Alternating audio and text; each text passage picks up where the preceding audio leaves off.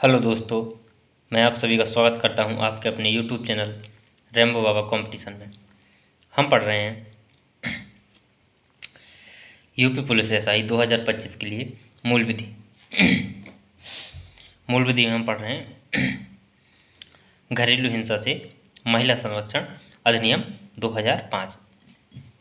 इसकी कुछ धाराएं हम पढ़ चुके थे। धारा 5 तक हमने देख लिया था, या सेक्शन 5 तक देख चुके थे। इससे आगे हमको देखना। तो चलिए बिना किसी देरी के आगे बढ़ते हैं। तो चलिए देखते हैं धारा 6। धारा 6 या सेक्शन 6। तो इसमें सेक्शन 6 या धारा 6 में क्या कहा गया है कि धारा 6 क्या कहती है। धारा 6 में बताया गया है कि जो आश्रय गृह होते हैं, क्या होते हैं, आश्रय गृह के कर्तव्य क्या होंगे। किसके? आश्रय गृह के कर्तव्य क्या बताया गया? आश्रय गृह के कर्तव्य। आश्रय गृह का मतलब किससे है? जो क्या करते हैं, जो किसी को क्या करते हैं, संरक्षण देते हैं। क्या करते हैं? संरक्षण देते हैं। जैसे कि क्या होते हैं कि वृद्धाश्रम हो गया, तो ये क्या होते हैं, ये आश्रय गृह। अनाथ आश्रय हो गया, अनाथालय, या महिला का संरक्षण, जो महिला से संबंधित हो गए, तो उसी संबंधित इनको आश्रय गृह कहते हैं। तो ये किस संबंध में? ये महिलाओं के संबंध में ये आश्रय गृह है। किसके संबंध में? ये महिलाओं के संबंध में ये आश्रय गृह के बारे में बात चल रही है। तो इसको अंग्रेजी में क्या बोलते हैं? इसको बोलते हैं ड्यूटीज़ ऑफ, क्या बोलेंगे, ड्यूटीज़ ऑफ आश्रय गृह को क्या बोलते हैं अंग्रेजी में? क्या बोलते हैं? शेल्टर होम बोलते हैं। क्या बोलते हैं? SHELTER, शेल्टर होम, HOME क्या बोलते हैं? शेल्टर होम बोलते हैं। क्या बोलते हैं? शेल्टर होम बोलते हैं। तो इसके कर्तव्य क्या है? तो देखते हैं इसके कर्तव्य क्या है। कि इसमें क्या है कि यदि कोई व्यथित व्यक्ति है, कैसा, जो कोई व्यथित व्यक्ति है या व्यथित व्यक्ति की ओर से, ठीक है, कोई संरक्षण अधिकारी, कौन सा, जो कोई संरक्षण अधिकारी है, वो क्या करता है, आश्रय गृह के भार साधक, जो आश्रय गृह का जो भार साधक होगा, या भार साधक क्या अंग्रेजी में बोलेंगे, जो इंचार्ज होगा, कौन होगा, इंचार्ज, जो इंचार्ज होगा उसको कौन बोलेगा, जो संरक्षण अधिकारी है। कौन? जो संरक्षण अधिकारी है वो क्या करेगा, वो आश्रय गृह के भार साधक, या क्या कहेंगे उसको, इंचार्ज को क्या करेगा, आश्रय प्रदान करने के लिए कहेगा। किसको कहेगा? जो व्यथित व्यक्ति है उसके लिए। जब कोई व्यथित व्यक्ति या व्यथित व्यक्ति की ओर से कोई क्या करता है, किससे, जो आश्रय गृह अधिकारी है उससे आश्रय गृह के लिए मांग करता है। क्या करता है? आश्रय गृह की मांग करता है। तो आश्रय गृह तो कौन करेगा? जो संरक्षण अधिकारी से क्या करेगा, आश्रय गृह की मांग करेगा। तो संरक्षण अधिकारी का क्या करेगा कि वो आश्रय गृह का जो भार साधक होगा, जो इंचार्ज होगा, उसको क्या करेगा, कहेगा, क्या करेगा, उसको आश्रय प्रदान करने के लिए कहेगा। और जो इंचार्ज है वो क्या करेगा, फिर आश्रय प्रदान करेगा। तो ये क्या होता है, ये आश्रय गृह का कर्तव्य होता है। तो इसमें लिखेंगे, तो इसमें क्या होगा कि जो कौन सा, जो व्यथित व्यक्ति, कौन, व्यथित व्यक्ति या कौन, व्यथित व्यक्ति की ओर से, कौन व्यथित व्यक्ति की ओर से व्यथित व्यक्ति की ओर से कौन, जो संरक्षण अधिकारी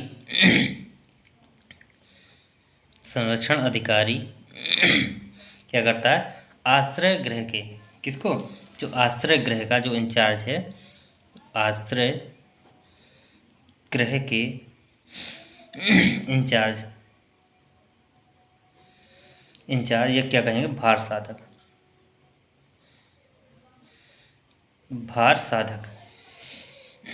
को क्या कहेंगे, भार साधक को आश्रय प्रदान करने के लिए कहेंगे। क्या कहेंगे? आश्रय प्रदान करने के लिए आश्रय प्रदान करने के लिए कहेंगे तो क्या करेगा, जो इंचार्ज होगा किसका, आश्रय गृह का, वो क्या करेगा, आश्रय प्रदान करेगा। क्या करेगा, आश्रय प्रदान करेगा। तो क्या करेगा, आश्रय प्रदान करेगा। तो ये चीज़ किसमें, सेक्शन 6 में। अब देखते हैं आगे से धारा 7 धारा या सेक्शन धारा देखते हैं आगे 8। धारा कौन सी, धारा 8। धारा 8 किससे संबंधित है तो धारा 8 है जो संरक्षण अधिकारी है, कौन, जो संरक्षण अधिकारी है उसकी नियुक्ति से। संरक्षण अधिकारी की नियुक्ति किससे, संरक्षण अधिकारी की नियुक्ति। तो इसमें इनकी अब देखेंगे, संरक्षण अधिकारी की नियुक्ति से है, तो इसकी नियुक्ति कौन करता है, नियुक्ति कौन करेगा नियुक्ति तो नियुक्ति कौन करेगा, राज्य सरकार करती है। कौन करती है, राज्य सरकार। कौन करती है, नियुक्ति करती है राज्य सरकार। इसमें फिर आएगी कितनी संख्या आएगी, तुरंत कितनों की कर सकती है, तो इसमें संख्या कितने की, तो जितनी चाहे, जितनी चाहे, कौन, राज्य जितनी चाहे। किसमें, एक जिले में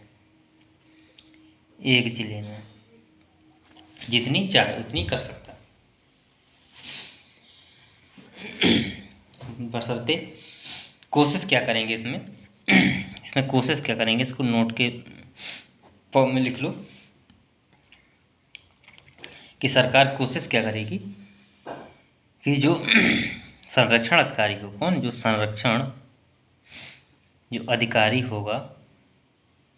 अधिकारी होगा वो क्या हो, वो महिला हो। कौन हो, महिला हो। क्योंकि ये संरक्षण किसकी बात हो रही है, किसके संरक्षण की बात हो रही है, तो ये हो रही है महिलाओं के संरक्षण की बात हो रही है। तो इसमें क्या ध्यान दिया जाएगा कि जो अधिकारी हो वो भी क्या हो, महिला ही हो। तो ये चीज़ बताई गई है सेक्शन 8 में। अब देखते हैं धारा 9। धारा 9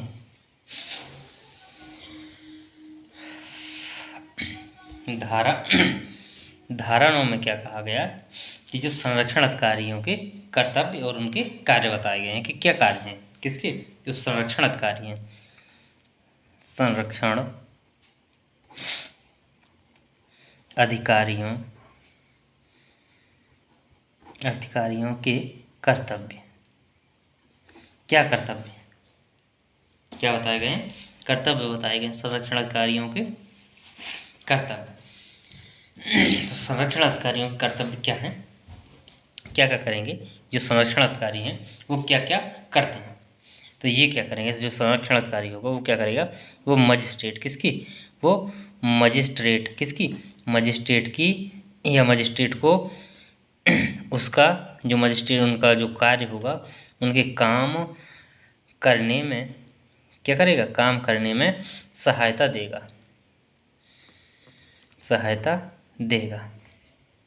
क्या करेगा, सहायता देगा। नेक्स्ट क्या करेगा कि जो मजिस्ट्रेट है, मजिस्ट्रेट को क्या, यदि मजिस्ट्रेट क्या करता है, मजिस्ट्रेट ये क्या करेंगे, ये जो मजिस्ट्रेट को क्या करेंगे, मजिस्ट्रेट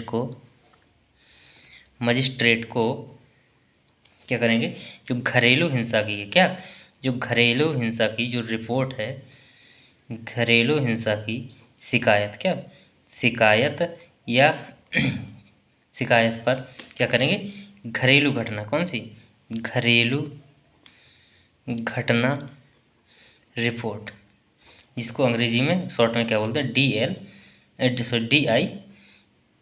बोलते हैं। क्या बोलते हैं, DIR बोलते हैं, डोमेस्टिक इंसिडेंट रिपोर्ट बोलते हैं। क्या बोलते हैं, DIR बोलते हैं।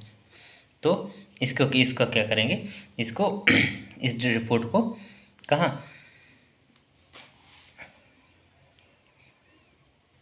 इसको कराकर भेजेगा। क्या करेगा? ये कौन सी ये रिपोर्ट गई, इसको क्या करेगा? कौन करेगा?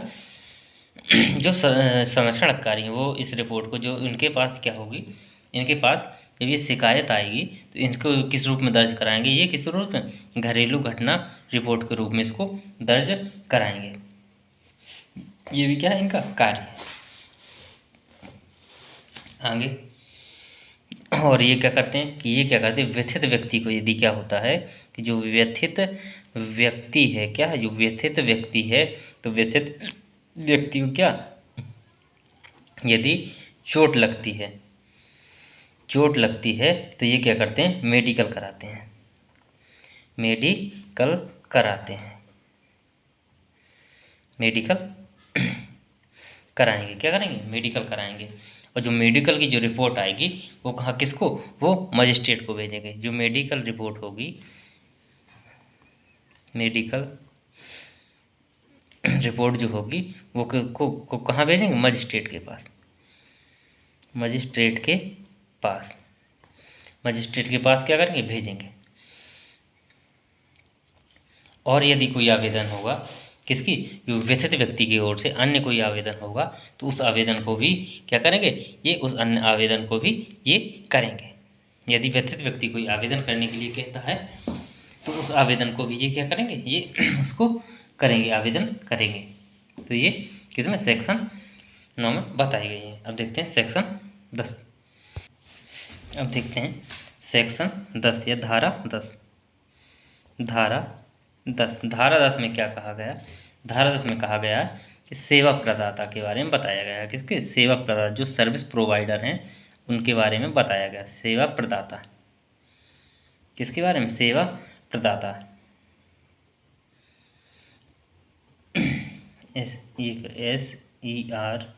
SERVICE service provider, VIDER PROVIDER service provider. अच्छा, सर्विस प्रोवाइडर में कौन होगा?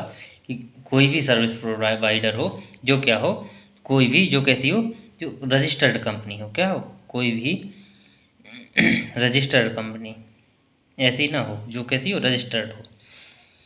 रजिस्टर्ड कंपनी वो क्या करेगी? वो क्या करेगी? रजिस्टर्ड कंपनी क्या करेगी? महिलाओं के हितों के, जो महिलाओं के जो अधिकार हैं, क्या करेगी? वो क्या करेगी? महिलाओं के अधिकारों, महिलाओं के अधिकारों तथा क्या करेगी? तथा हितों के संरक्षण के लिए। ये हितों के, ये किसके लिए करेगी? ये किसके? महिलाओं के अधिकारों और हितों के लिए, हितों के संरक्षण के लिए, हितों के संरक्षण के लिए ये क्या करेगी? ये क्या क्या सेवा करती है? ये क्या करेगी? ये जो है ये किसके लिए? जो सर्विस सेवा प्रदाता हैं, जो कंपनी है, सेवा प्रदाता जो कंपनी है वो क्या करेगी? वो किसको? महिलाओं को, किसको? महिलाओं को क्या सेवा प्रदान कर देगी? और महिलाओं को किस सेवा, कौन सी सेवा प्रदान करेगी? उनके अधिकारों और हितों के संरक्षण में सेवा प्रदान करेगी। तो क्या करेगी संरक्षण में? जैसे चिकित्सा हो गया, चिकित्सा की सहायता करेगी, चिकित्सा सहायता करेगी, वित्तीय सहायता करेगी, वित्तीय सहायता करेगी, और भी कोई अन्य सहायता होगी तो वो भी क्या करेगी? तो ये सहायता करती हैं कौन? सेवा प्रदाता जो होते हैं, ये सहायताएं करते हैं। अब देखते हैं आगे धारा 11। धारा 11 में क्या है? जो सरकार के कर्तव्य, किसके? सरकार के कर्तव्य। तो इसमें क्या बताए गए? सरकार के कर्तव्य बताए गए हैं। देखते हैं धारा 12। धारा 12 में क्या है कि मजिस्ट्रेट को आवेदन, मजिस्ट्रेट को आवेदन के बारे में बताया गया है। किसको? मजिस्ट्रेट को, मजिस्ट्रेट को आवेदन, आवेदन। अब मजिस्ट्रेट को आवेदन कौन करेगा? इसमें जब मजिस्ट्रेट को आवेदन होगा तो इसमें यह देखा जाएगा कौन मजिस्ट्रेट को आवेदन कर सकता है, फिर उसकी सुनवाई कब होगी, उसकी पहली तिथि कौन होगी, उसकी अंतिम तिथि होगी, कितने दिन का टाइम हो में सुनवाई होनी चाहिए, कितने दिन में निपटौरा होना चाहिए। जब मजिस्ट्रेट के पास पहुंच रहा है तो ये सब चीज़ें देखेंगे। तो इसमें देखेंगे कि कौन आवेदन करेगा। तो आवेदन कौन करेगा, जब मजिस्ट्रेट के पास आवेदन जा रहा है तो कौन करेगा, तो इसमें कौन करेगा, जो व्यथित व्यक्ति होगा। व्यथित व्यक्ति, व्यथित व्यक्ति का मतलब जो पीड़ित महिला है। या कौन कर सकता है, जो संरक्षण अधिकारी है, जो संरक्षण अधिकारी। या क्या कौन कर सकते, अन्य व्यक्ति। अन्य व्यक्ति में जो क्या है, जो संस्थाएं, जो क्या है, संस्थाएं। अब इसमें देखी जाएगी कि पहली सुनवाई कब होगी। पहली सुनवाई, पहली सुनवाई, पहली सुनवाई कब होगी। तो पहली सुनवाई कब होगी कि जब आवेदन प्राप्त होगा। क्या क्या होगा, जब आवेदन प्राप्त होगा तब उस दिन से क्या होगा, 3 दिन के अंदर पहली सुनवाई हो जाएगी। क्या होगी, पहली सुनवाई। आवेदन क्या, जिस दिन आवेदन किया गया है, आवेदन किया गया, मान लीजिए 10 तारीख को आवेदन किया है तो कितना, 13 के अंदर अंदर क्या हो जाएगी, सुनवाई हो जाएगी 3 दिन के अंदर। तो आवेदन प्राप्त होने से 3 दिन के अंदर, 3 दिन के अंदर क्या हो जाएगी, सुनवाई हो जाएगी। 3 दिन से ज़्यादा नहीं, 3 दिन से अंदर हो जाएगी। अब इसमें देखा जाएगा निपटारा कब तक होगा। निपटारा कब तक होगा, तो इसमें निपटारा कब तक होगा, जो पहली सुनवाई है, क्या है, जो पहली सुनवाई है, पहली सुनवाई से कहाँ तक, 60 दिन के अंदर, 60 दिन के अंदर अंदर क्या करना होगा, इनको केस को फाइनल करना होगा। क्या करना होगा, केस को फाइनल करना होगा। तो आज हमने यहाँ तक देखा, तो बाकी की चीज़ें हम कल देखेंगे। तो थैंक यू दोस्तों, क्लास अच्छी लगी है तो प्लीज़ लाइक, शेयर और सब्सक्राइब जरूर करिएगा। थैंक यू दोस्तों।